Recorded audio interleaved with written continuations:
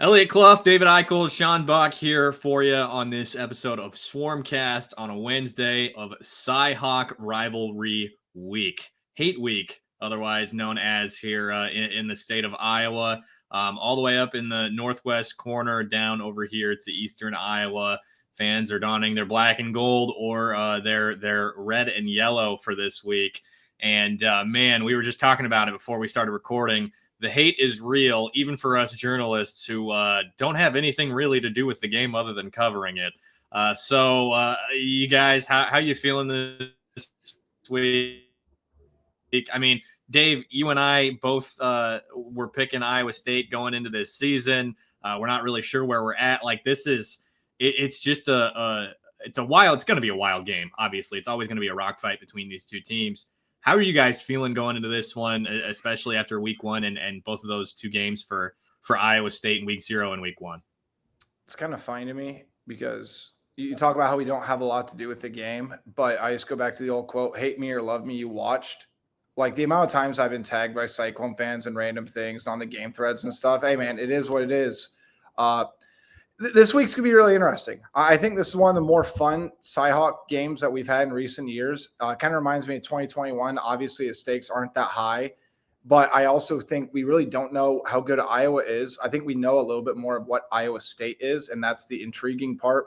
And I'm very curious how Iowa State's going to try to prepare for what Iowa's going to do because, to be honest with you guys, I don't know what Iowa's going to try to go out there and do, especially offensively. You know they're going to try to run the football. But are they going to try to take some one-on-one shots downfield? I mean, we're going to get into everything, but this game has a lot riding on it because I think if Iowa wins this game, I think it really sets them up for a realistic potential 5-0 start to the season.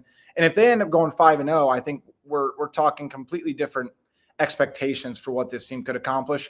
1-1's fine, but I also think that would put a lot more pressure on Iowa that they're going to have to beat Indiana during homecoming. Yeah, and I look back to what this game had last year, and obviously it's different circumstances with this roster and last year's roster, but we kind of saw just an absolute change in tone of how kind of things shifted throughout the course of the year after Iowa lost that heartbreaking game to the Cyclones last year in Iowa City. And Dave, you bring up a good point in knowing more about Iowa State going into this game than we know about Iowa, because that's really true. I mean, we know that Iowa's identity is going to be running the football, going to be establishing that run and getting a bunch of push up front. And as Kirk Ferentz said the other day, getting good tempo from the offensive line and playing with that good tempo. But to win these types of games, man, you got to have a guy under center who can make plays and can make things happen. That was something that Iowa really lacked the last couple of years. I mean, 2024, for example, with Cade McNamara coming up with that, having that costly interception that really turned the course of the game. 2023, I think it was more so the defense that kind of made that difference in that game. But I don't remember Rocco Becht having his best game either in that instance there too. And then even like 2022, Iowa just completely had no offense. Either team really had no offense. Obviously the conditions there weren't great, but then 21, even Spencer Petras stepping up to make a big play, make a big pass to Charlie Jones on a post route that, was probably the best ball that Spencer Petras has ever thrown, or ever threw in his career at Iowa. So yeah, I mean, it's obviously quarterback play is going to be really important, and Iowa wants to run the football, establish the run, but like this game, just the margin for error is so small. Like, obviously, it's been so close and just back and forth, but whoever really seems to make that big play in the last couple of quarters is really the one that ends up winning this game. And, it's just been a trend throughout. So there's a lot of interesting storylines going into this game. We'll dive into it later, but Mark Gronowski, want to see a big bounce back game from him. And I know a lot of people were talking about those jitters that he had against Albany, and you saw it when he was walking into Kinnick Stadium.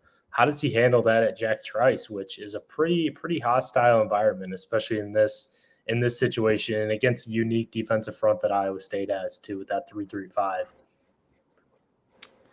Yeah, I think I misinterpreted the look on Mark's face from what I tweeted. I don't know if you got, yeah. Oh, I got plenty of hell for that.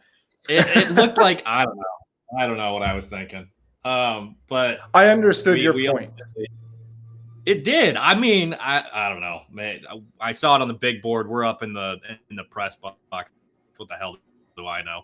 Anyway, a tough game for Mark. So why don't we talk about how important his play is?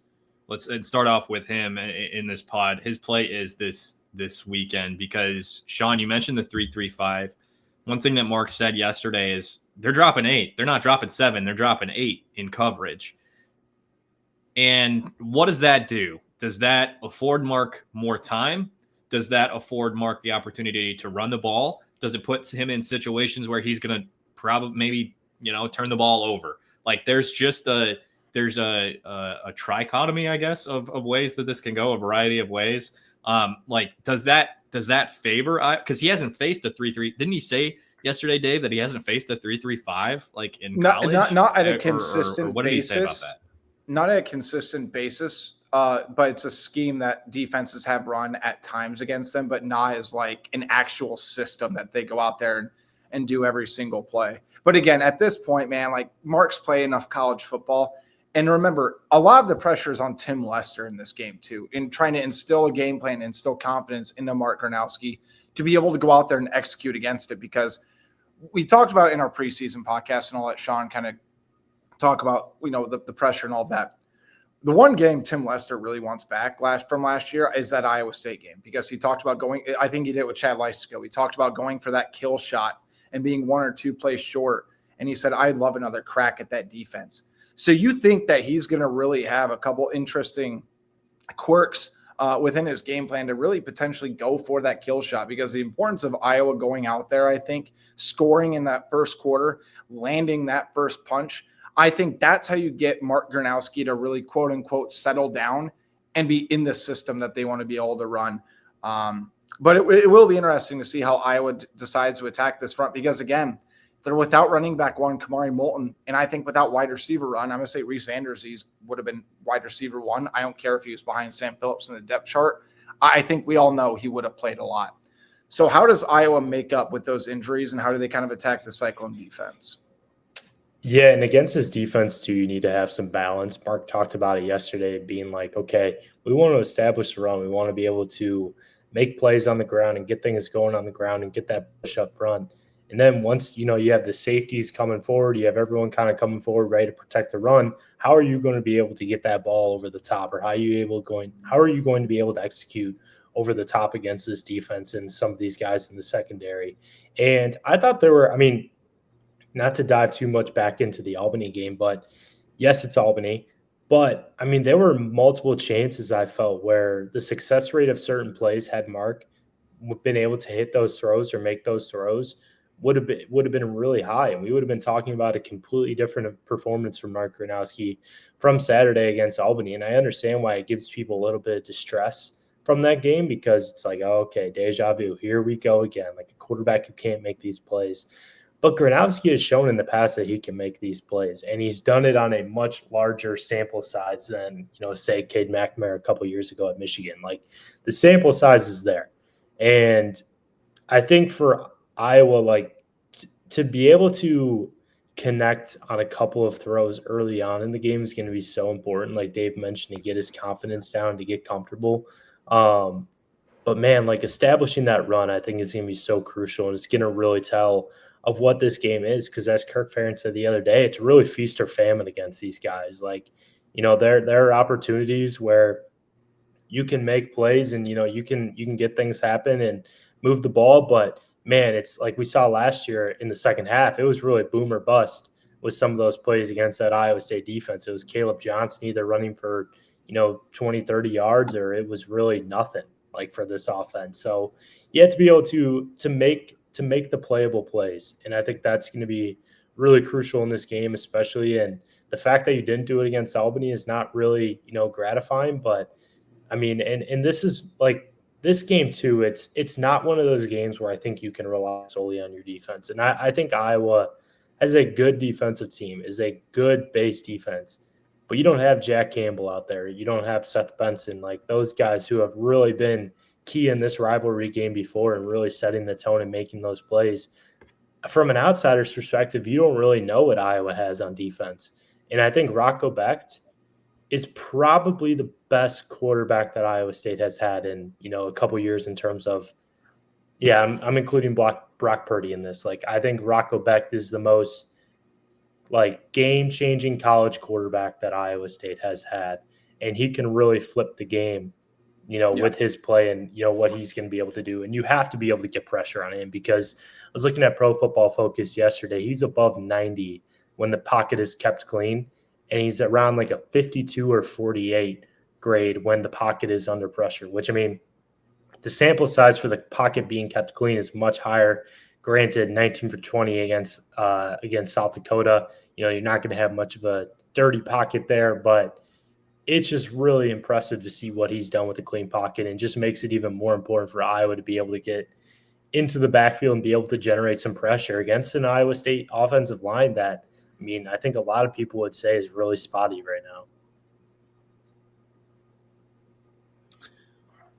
If we're talking offense for Iowa State, I mean, it's everything you just said, Sean. It's Rocco Becht's ability also to win close games, because this game is going to be close, like just bar none. I mean, it's a very rare occurrence where it's a blowout for either team, and that's usually a special. I mean, from what I remember when we were kids, was that 35-0 win over Iowa State in Ames with the Ricky Stanzi team that barely beat UNI in week 1 thanks to two blocked field goals. But when we're talking about this game, Rocco Becht's ability to win close games is what should give people pause, in my opinion. Plus his ability to just carve up these two defenses that they've played. He's done it year in and year out these last 2 seasons, really elevated his game last year. And I'm not so much – it's just a different offensive attack this time as opposed to last year when they were so wide receiver centric with Jalen Noel and Jaden Higgins. Now, speaking of PFF, Iowa State has run 144 offensive plays from scrimmage. You guys, guess how many of those plays where they had one or fewer tight ends? Fewer than 2 tight ends on the field from scrimmage out of 144. 3. Yeah, no, I saw that on the Pro Football Focus show earlier today. You can't get it past me, Eliot. You guys by surprise. I think it's 2. 4. 4? Oh, I did a good guess. Okay. It's 4. Yeah. 4 out of 144 plays, they've had one or fewer tight ends. Those other 140, they've had 2 or more. So they're running a lot of 12, 13 personnel. You know what that means? More than likely a lot of 4-3 base defense. You know what that means? A lot of Jackson Rexroth on the football field.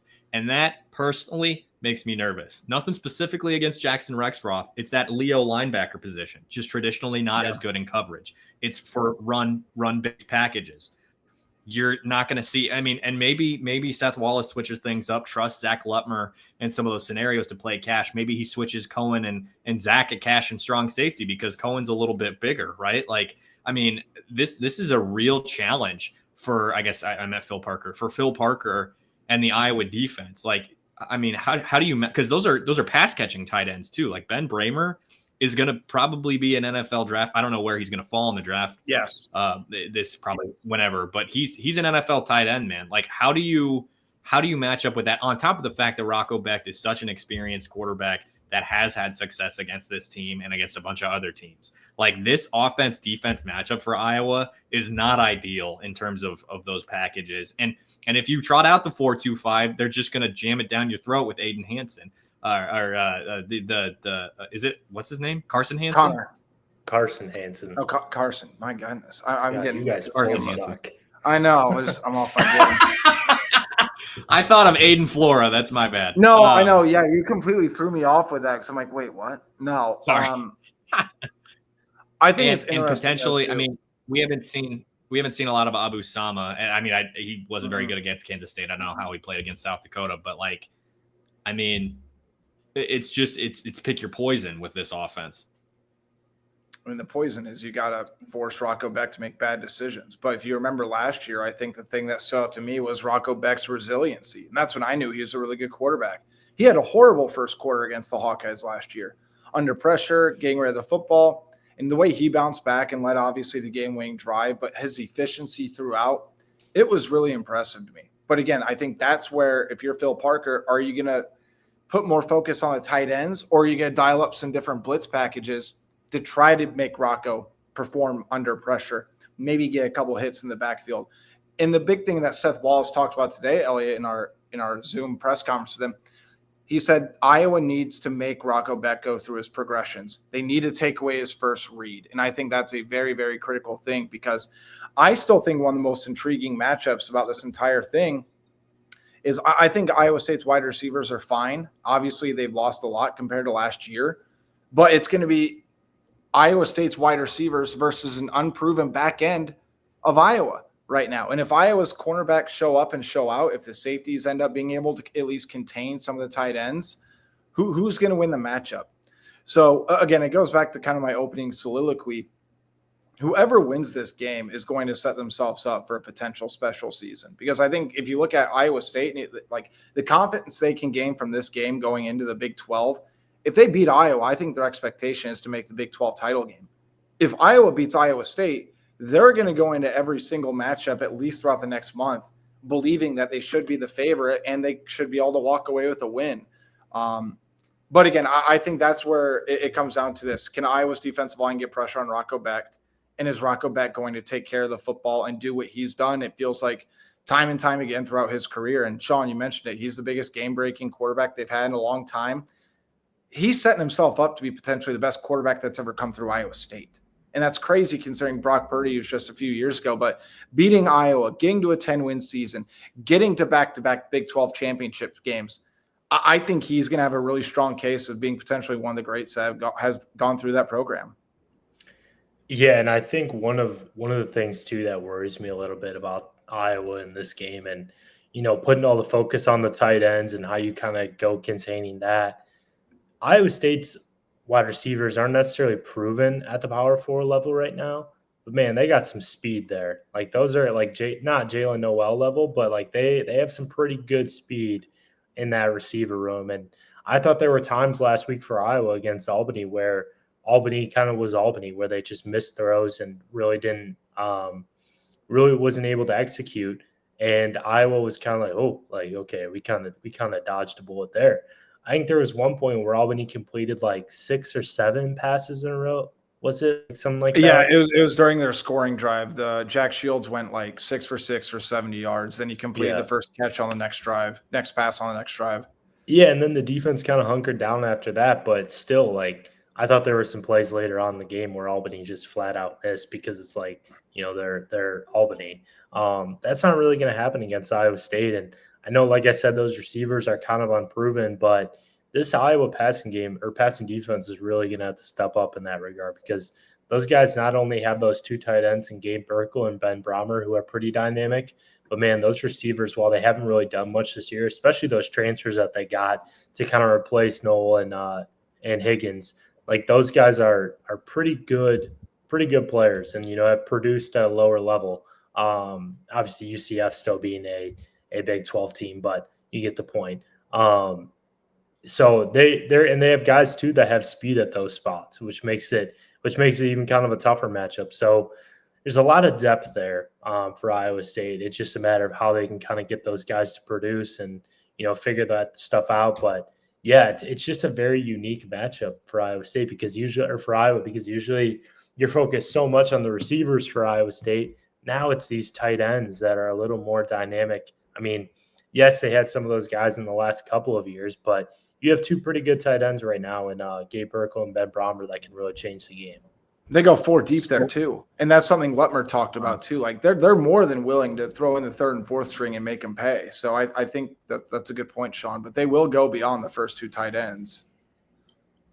Soul from Eastern Carolina? That was one of their transfer receivers, and then Eli Green from North Dakota State, who Iowa wanted, but he ended up at Iowa State. And actually, Xavier Townsend's the other guy from UCF. That's why I mentioned UCF. There's actually right now, Brett Eskildsen is the leader in receiving yards for Iowa State, not Brahmer, not Burkle. So that's a name to know as well. So they've got guys that though the wide receiver transfers haven't really shown up in a big way so far. I think I saw some quote from Taylor Mauser saying that like they are ready to break out or something like that. So they've got some guys over there, and I mean, do we think? I mentioned the difference in the offensive attack. Do we think Iowa State's going to be able to run the ball? Because if they can't run the ball and Iowa's able to impose their will on that front in terms of stopping the run, that's going to make things more difficult on the passing attack for Iowa State, because Iowa didn't allow much of anything in terms of the run game against Albany, except for the quarterback being able to take off and run. And in what situation is I mean, Rocco Becht's shown that he can do that. I just don't know that they're going to be able to establish a consistent run game opposite of the pass game. And that's the other thing too, is we're going to find out a lot about this Iowa defense this weekend. Not just the run game, but like you mentioned it too, Dave, is the secondary. Like, is TJ Hall elite? Has he taken that leap like we've heard about from behind the scenes? Has Deshaun Lee really proven himself to be CB2? Is Xavier Wampa going to be elite at free safety, or is he just going to be, what he's been at strong safety? Where are Cohen and Zach going to play? Like, and who the hell, like, what the hell are Iowa's linebackers? Like, I don't know about you guys, but I didn't feel like I learned anything from that Albany game when it came to those guys. I think there's a couple different points to go. One, I need to see a big game from Jaden Harrell. Otherwise, I think his job should be in jeopardy. I turned back on the film. I really don't think he had a good day. And maybe the extra game experience helps. Seth Wallace talked about, well, now they got 50 plus plays where they are able to do things, learn some things, and get in front and do it in front of 70,000 people. Right. Two, there's nothing that Iowa State's done and Iowa has shown on the field that makes me think that Iowa State's going to be able to run the ball on them. But as confident as I am, quote unquote, in that, I'm still worried is Iowa going to be able to slow down the passing game, because I think this Iowa State offense is so uniquely built in a way that Iowa has not seen before. Now, I think Iowa's going to have a good game plan, but it's just too many unproven pieces right now. Rocco Becht, I don't want to say is a big threat on the ground in terms of he's not going to be an explosive runner, but I think he does a great job of escaping the pocket and extending plays, then keeping his eyes downfield and making some things happen. He can go get you 4 on a 3rd and 3. He can get out of bounds, right? Like, he's a very, very smart quarterback. And I think that's something that we're going to play into his favor, especially being at home as well. This should be a game where I feel like Iowa's defensive line should dominate. And then it's going to basically come down to, can Jaden Harrell, can Carson Shire, can all these other guys come up and stop the run? Because I think the defensive line has a pretty big advantage, and especially in terms of depth. Like, this should be a big game for Max Llewellyn. This should be a game where Ethan Hurkett potentially has another big, massive play in this one. Like, Iowa's defensive line is geared to be able to at least have some sort of resistance with this Iowa State offense. If Iowa loses, it's going to be because Rocco Becht makes plays. Like, that's where it really boils down to for me. Can Iowa limit his big plays? Because he's going to be able to have some big plays. And can Iowa win on the line of scrimmage? Because we'll get into Iowa rushing offense in a minute with Kamari Moulton out. But looking at the film, guys, like, Iowa State's pass rush has been non-existent in the first 2 games. They have 1 sack, and it feels like they never get in the backfield. Again, I get they run a 3-3-5. They're not really focused on that. But if they're only rushing 3 and they're keeping 8 back in coverage, you know what that tells me? Mark Gronowski is going to have a lot of opportunity on the ground to at least turn plays that would normally be negative plays for Iowa and turn them into 4 or 5 or 6 yard gains on the ground. And that's something where you talk about extending drives, controlling the game, controlling the clock. That's something that Iowa simply has not had over the last couple of years. And I think when you look at this Iowa offensive line, the potential is even higher than it was last year. And I think they felt pretty good about the way Dotzler performed. I think they feel pretty good about Lauk. Jang's Dunker was great. I thought Cade Pieper had a really good game. In Iowa, from an offensive line standpoint, they weren't flawless, man, but they were pretty damn close. And if Gronowski doesn't escape those clean pockets as early as he did and really sells in, this could be one of those games, guys, where Iowa State and Iowa go over the allotted total. And the under is 17-3 in the past 20 matchups. So I think the over-under is only set at like 41.5. This could seriously be a game where it won't surprise me if it's 28-24. Like, I just don't have a lot of faith in either defense at this point, and I think both offenses are going to have an opportunity. Yeah, and this, I mean, the big trend or the big narrative for this rivalry for the last or before, like probably pre-COVID, I would say, was the turnover situation, or maybe it was a little bit like a year or two after COVID, was the turnover margin. Like I think it was like 4 or 5 games where Iowa didn't commit a turnover and were plus in the turnover margin by like 2 or 3. And neither defense to this point has really proven that they can force turnovers, or at least put other teams in situations where they can get them to force turnovers. I know Iowa State has 2 interceptions on the year. But I think one of them was like at the end of the game against South Dakota or something like that. So I don't really know if I want to count that one. But I like Iowa. So Iowa has the advantage in what it needs in the trenches, I think. I think the run game is a little bit better, albeit Iowa State has more production from their 2 backs in the last couple of years with Hansen and Sama. Granted, I think Sama was kind of that one big game against Kansas State, and that's really been most of his production. Hansen's a pretty physical runner, but I don't know if he really moves the needle for you if he's a guy you want in that feature back role. So I think Iowa has the advantage there, albeit like they don't have the production maybe that Iowa State has had or experience in the backfield. I said they have the advantage in the trenches. Quarterback play, you could say they have similar resumes, but it's just different because Rocco's at doing this in the Big 12, while Mark did this in the FCS Missouri Valley.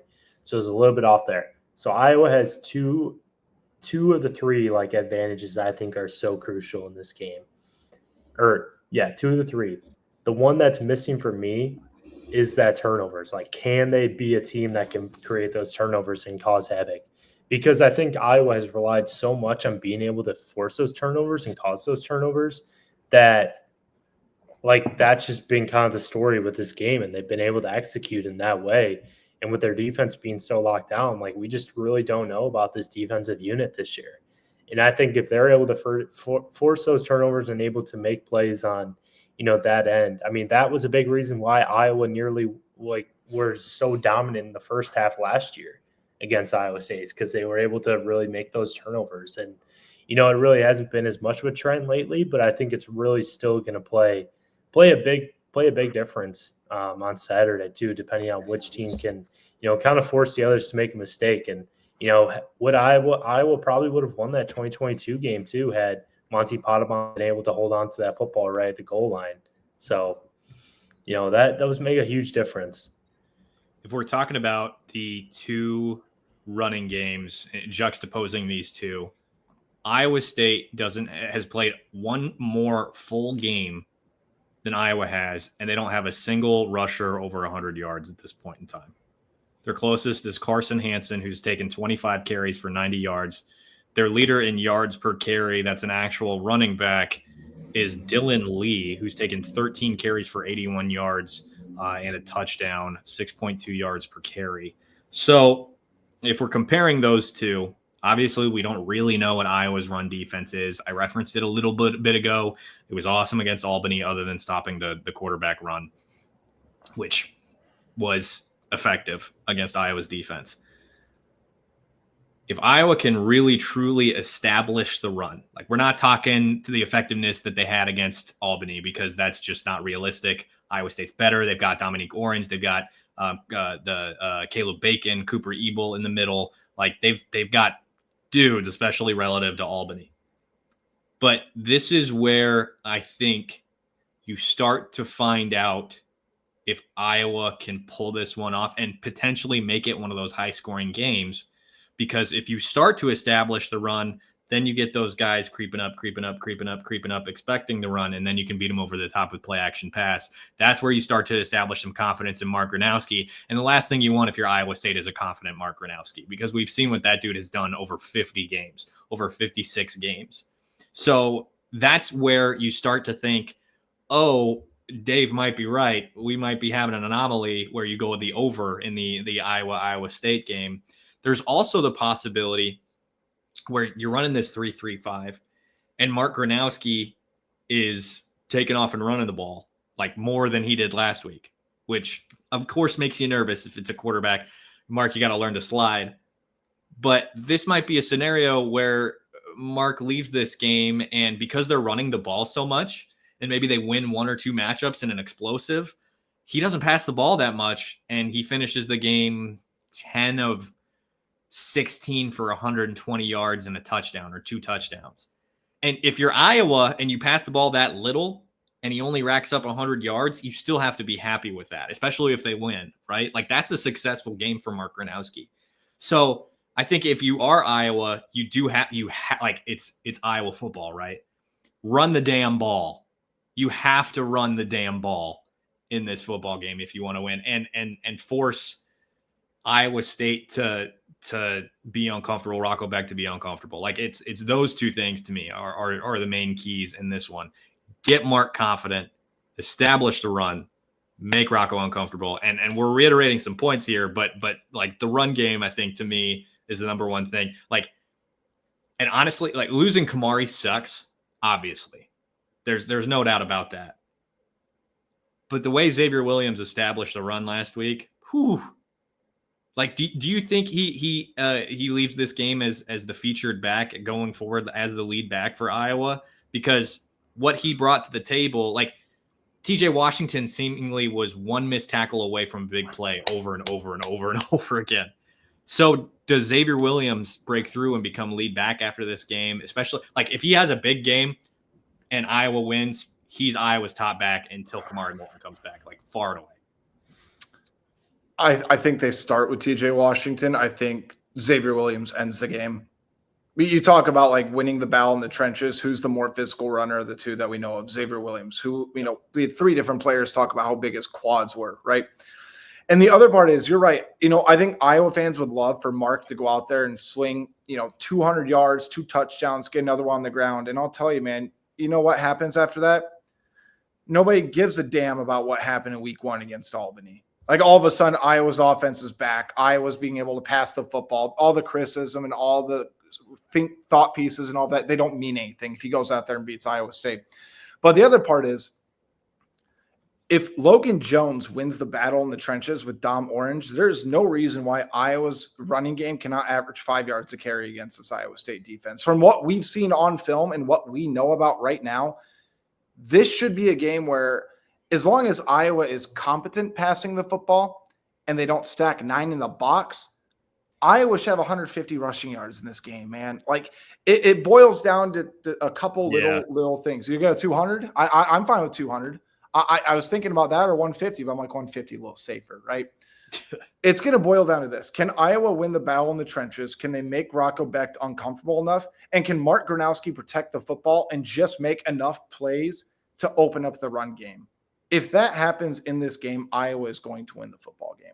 And again, you don't want to limit Mark's potential because, again, I think he should have higher expectations. I think the things that he struggled with in week 1 are incredibly correctable.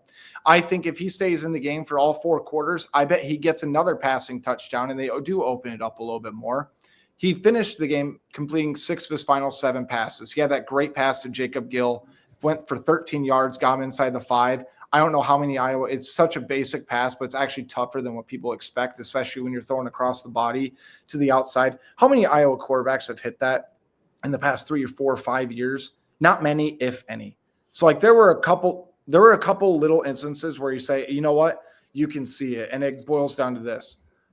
130 touchdowns for a national champion FCS team. It does not lie. 12,000 all-purpose yards does not lie. His resume – should give him more grace entering this game. Now, if Gronowski and the passing offense struggle against Iowa State, if they struggle against Rutgers, if they struggle against Indiana, then I think the alarms are sounding, right? Like, if he sucks this week and the passing game sucks, we're raising our concern level from our standpoint, analyzing this team.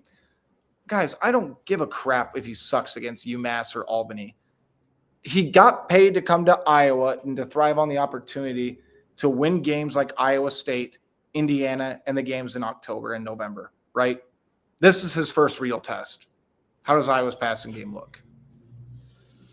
One of the points I made on KXNO earlier this week was this is a different scenario than, say, a 5-star freshman first-year quarterback going into Jack Trice, as opposed to someone like Mark Gronowski, who hasn't played you still some pretty good, like, hostile, like, environments, like the Dome and the Fargo Dome. Like, that's not an easy place to play, I imagine. And with all the with everyone yelling at you on top of you, like, I imagine some of those people up there in North Dakota aren't like, the nicest when it comes to kind of just like no filter, like kind of stuff. So, I mean, that's a positive situation for Iowa with Mark. And you mentioned too, Dave, I think in terms of like the stats, like, yes, you want him to be efficient. Yes, you want him to be, competent, but you don't want him to turn over the football, one. And two, you want him to make situational plays that can really turn the face of the game. Like, if you're facing a 3rd and 3, 3rd and 2, he drops back, doesn't have anything, and he bulldozes himself, sacrifices his entire body to get that first down, move the chains. Like that's something that, is a big difference maker.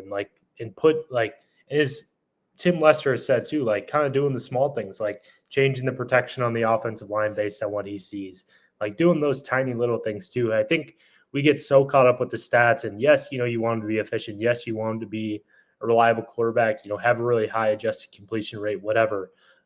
But it's the little things like that too that I think are really important. That thing sets Mark forward from what Iowa has had at quarterback, and skill too. Like I think that's huge too. Like there's a big gap there, and we just, you see pieces of it on Saturday. You saw those pieces of it. The execution just wasn't there, and I think that's going to be where he has to take the biggest step on Saturday. And to bring it back to the running backs real quick before we go into kind of our like final predictions, keys, whatever. Was I kind of would you think I was overthinking it too much when Kirk said on Saturday or on Tuesday that like Jazz Patterson has the most experience, and like that made me seem like, okay, they might go with him a little bit more against Iowa State. I'm happy you brought that up. The snaps against Albany were kind of telling to me too. I don't know if Jazz has been dealing with something like health-wise or like where they kind of see that. I think he's more of a situational back, while I think Xavier Williams and TJ Washington are more kind of feature backs, while Jazz can you kind of throw in there at that second, third guy. But it was just interesting to me that Kirk mentioned him being like, he has the most experience out of all these guys, but we didn't really see him against Albany. Maybe they were just trying to get those other guys more run. I don't know. I'm happy you brought that up, Sean, because I think when it comes to Jazz, I mean, he's had proven success at Iowa State, remember. I mean, that's probably his best game as a Hawkeye was at Iowa State. The other thing that Eliot and I talked about in the press box too, because we were wondering where he was, it's hard to judge what he did because he was fresh. Like he was going against a defense that was getting beat time and time again. And I don't want to discount Jazz because he ran hard in there. But I'll tell you, going into a hostile environment and he has the most experience in hostile environments, I think it makes sense if he gets more run. But that's something I'm very, very intrigued about when it comes to that. And Eliot, I want you to comment on the running backs, but I also want to pose this question to you just about actually, I just totally lost it because now Sean got me on the running backs. Good point. Eliot, just go ahead. I completely lost my train of thought. Just, I don't know if I feel like I got the pregame jitters now or something. I was actually going to mention Jazz too, and the fact that Kirk brought him up. That is something that should be in the back of everybody's head, in my opinion. I mean, like, I don't think we've seen Anthony McNeil this weekend because of how this last game went, and because Jazz has been in this environment, and because the duality of Jazz and Xavier Williams as running backs is going to make, it's going to pound teams into the ground, right? Like, and just how good this offensive line is and should be. I would not be surprised to see like significantly more of Jazz when it matters this weekend. Secondarily, you mentioned Logan Jones and Dominique Orange. Iowa is going to have to double team Dominique Orange. Like Big Citrus, like the dude is legit. Like it's not going to be one-on-one Logan Jones and Dominique Orange. And if it is Dominique Orange, that would make me nervous. But it's not Johnny Pascuzzi, remember? If you can double that team one-on-one Dom Orange a couple years ago. Right. Yeah. Or you can scheme up the run game away from Dom Orange and effectively take him out of the play, get one of your guards or your tackles to the second level. You're going to start churning up some yards because you get Bo Stevens to the second level. You get Cade Pieper to the second level, like, of the defense. I mean, TJ Washington's going to find a crease. Like Xavier Williams showed incredible patience last week. His foot chop, like his ability to keep his feet going but stay in the same place and evaluate where he's at and then hit a crease was really impressive. And if you can get Bo Stevens to the second level, if you can maybe even Jennings Dunker to the second level, depending on how things shake out with that 3-3-5, man, like that if I were an Iowa State fan, that would make me really, really nervous. Okay. You guys ready to make predictions? There's one other point I remember what I was going to bring up. Yeah, I remember what I was going to bring up earlier because I think it's an important comment that Mark made that we haven't talked about, and I want both your reactions to it, and then I'll give mine. You guys remember sometimes I just need to trust my throw, and I just need to sling it. We're going to throw it. We're going to sling it. That's going to lead to more big plays and completions. What was your guys' reaction to that quote? I'll let you guys, Sean, you go first. Eliot, then I'll go. Well, I think watching the tape and watching some of the throws over, like he had his receivers open for a second or a second and a half. And he just maybe didn't trust himself to make those throws because maybe some of the throws that he had errant on the first drive, on some of those, I think it was the Sam Phillips one obviously stood out to me. The one to Terrell Washington Jr. where he had him wide open. I just don't think he was really confident. And I think he was kind of, afraid to make mistakes a bit in a way. And, those are going to happen potentially in football. But, like, how do you make those plays? Like, you have to be able to risk some things. So I think it's more of a confidence thing than any else. I think it's great. I think if you wanted to hear anything from Mark, it needed to be something like that. We have to see it. Okay, that's pretty much where I was at too. But if he really buys into that mentality, because I'll tell you, man, we saw it in the open practice. I know people dogged on for the completion percentage, but he had a handful of throws that were right on the money. And it just, for some reason, like Aston Strenga didn't get his foot down, right? That was one of the first throws. He had Jacob Gill in the corner of the end zone. Jacob Gill just couldn't haul it in. But those were perfectly placed passes. So I think if you can, again, you even go back to this earlier in fall camp, like there's tangible tape that you can hang your hat on when it comes to Mark Gronowski and his ability to make those throws. And I do think the whole game and the whole perception goes different, man, if he completes that one to Sam Phillips in the end zone. The ball slipped out of his hands. He has to complete that, not 10 times out of 10. I completely understand that. I think it's good that he's being held accountable. But I'll tell you what, you lose a game against Iowa State by not making that play. You lose a game against Indiana by not making that play. And I think that's what it ultimately boils down to. But if he's serious about letting it fly downfield, I think if there's anything you wanted to hear from an Iowa quarterback over the last 5 years, it's that, without question.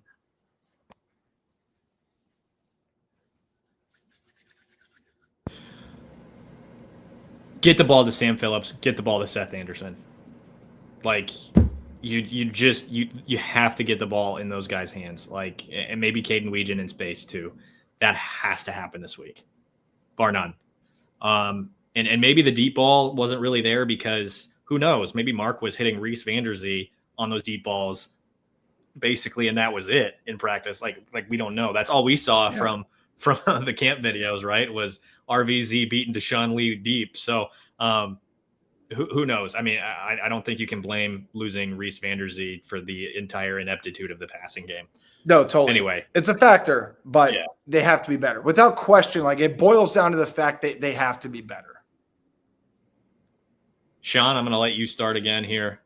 You seemed like the most confident with where you were at in your pick, whereas Dave and I are unsure. But now I'm looking at you and I'm thinking you're almost as unsure as we are. But I'm going to throw you to the wolves. Go ahead, pick, Sean. I mean, it's a rivalry game, and this one especially, like I know the big cliche is like you throw records out the window, whatnot. But like it really feels like with this one, like unless there's a huge gap between these two teams, like every game is close. And I think I think we know more about this Iowa State team than we do Iowa in terms of like cohesion and just like being together for longer and kind of just having like that foundation. But I like the pieces that Iowa has and like in the trenches and more. And then I think special teams could potentially have a big impact too. I feel pretty confident about Drew Stevens and I mean Reese Dakin too. Like I feel like he could really be a nice weapon in this game. But I just feel like this is one of those games where Mark in Iowa Iowa particularly has a quarterback that can potentially not like really be a huge detriment to the team in a way. Because I think some of those other games that we've seen with the Cyhawk, like the biggest concern was quarterback play. And I know Iowa State has the edge in that, like, and it's not close. Cade McNamara. Yeah, but I mean, even like Spencer Petras in some of those games. Like I know, like not to throw like, I'm sorry you're getting a nice ricochet shot there, Spencer, but like I mean, I just think having Mark is just gonna be a huge difference maker. And having a guy that, I mean, yes, he did 44 passing yards last week, but I think his rushing ability and his poise and just kind of we'll see about the poise, but I just think his body of work is in a lot better shape than Iowa has had at that quarterback position in the last couple of years. And I think he's really going to put them into a better position to win this game, or at least have a really good chance of winning this game. But the defense is what I'm a little worried about the passing. You have to be able to get pressure on Rocco Becht. So what's your pick? So I had Iowa 21, Iowa State 17. Okay. Dave? I'm going to change it 3 more times before the kickoff. So by the time this podcast goes out, I'll probably change it again. I will say this. The issues for Mark Gronowski were not due to his shoulder, because if you looked at him, he was bulldozing defenders last week with that surgically repaired shoulder. He's not worried about it. It's just about getting back in the rhythm and really understanding timing with his receivers in the Iowa offense. I think Iowa's the potential to dominate both line of scrimmages. I think Dom Orange is a problem. I don't care that he only has 2 tackles through 2 games. He is an absolute unit for Iowa State. He's one of the best, nose tackles in the Big 12. It's almost like Sean's analysis. I am worried about Iowa's linebackers specifically in coverage. I don't know if they're going to be able to contain the tight ends. I think that's going to shift a lot of responsibility onto potentially Lutmer, Cohen, and Xavier to be able to step up. And if that happens, are they going to get beat deep down the field? If, Deshaun Lee or, Deshaun Lee, TJ Hall, if they're stuck on an island 1-on-1, who's going to win that battle? Dude, right now I'm really leaning toward Iowa State, but it's going to be 24-23. It's just going to boil down to the fact that I think Rocco Becht is that good of a quarterback. And if there's so much pressure on Iowa's defensive line to where if they don't dominate this game, I don't see a real, at least based on evidence of what we've seen, what we've heard about this team, I don't see an evidence on paper about how else they will win defensively. I think Iowa State special teams is very improved. Kyle Conradry, he had a 63-yarder last week. He had the game winner against Iowa last year. And to echo Sean's point to an extent, and I'm almost contradicting myself, and I know I might get laughed at by Iowa fans or people who don't know Mark Gronowski, Iowa has a quarterback that can go out and win you a game. It's not one of those things where he's just not going to lose it for you. He's done it time and time again throughout his college football career. Mark Gronowski can go out there and win a football game for his team. But based on everything I've seen thus far, again, I might flip it by kickoff. I'm going to give Iowa State the 1-point win. And the overhits, by the way. And Eliot's still on mute. And so is Sean trying to tell him he's on mute. Sorry, guys. Now the pressure's back on me to pick between what you two have picked. So it's been fudge. Okay. This is a scenario where, because it's so close, I feel like I have to default to quarterback play. And Rocco has just been so good. And his ability to win these close games has been almost unmatched across college football, definitely the Big 12. So I think it comes down to who has the ball last, and who makes a play last. Whereas, last year it kind of fell at the feet of Reese Dakin having a 37-yard punt late, on top of Sebastian Castro getting beat by Jalen Knoll. It's the tight ends for Iowa State too that worries me, and the ability for them to probably establish the run against a 4-2-5, and for them to beat Iowa in the pass game against a 4-3. So for that reason, I'm going to say Iowa State 24, Iowa 21. So and I'm at a spot like Dave. That's and flipped from your preseason, right? No, You had Iowa State preseason? yeah. Okay. But at the same time, there's a lot of caveats here, and I don't want to sound vapid. I don't want to sound like I'm scared to make a pick, even though I kind of am, because it could go so many ways. And like, that's why we do these podcasts, right? Like I really don't know. Like if Iowa does come out and dominate the trenches, then Dave, you and I are going to look stupid. And if Rocco comes out and finishes the game like I just talked about, we're going to look like geniuses. I just, it's hard for me to pick against Rocco Becht right now. I did say Iowa would dominate the trenches. I just think Rocco Becht could be able to make a play. Yeah. There you go. So we'll see. I might flip it again by game time, by tomorrow morning when our Sean's preview comes out. I don't know. We'll see. I might talk myself into something else. Whole lot of work to be done till then. And of course, we're going to stay locked in for you at Hawkeye Insider. No, not 75% off right now anymore, but we are at 60% off for your entire first full year at Hawkeye Insider. So you can join us today. We're going to have better intel than a lot of people are going to get across the media landscape. Of course, McKenna Velitsko had her official visit this weekend. Dave dropped all that intel, ton of really good stuff there. And we've only got more coming with men's basketball and the football season ahead, as well as women's basketball right around the corner. So stay locked in with us at Hawkeye Insider. Drop a like, drop a comment on YouTube, subscribe wherever you're at, leave that 5-star rate and review. We really appreciate it. So once again, I am Eliot Clough for David Eickholt and Sean Bock. This was Swarmcast. We will see you next time.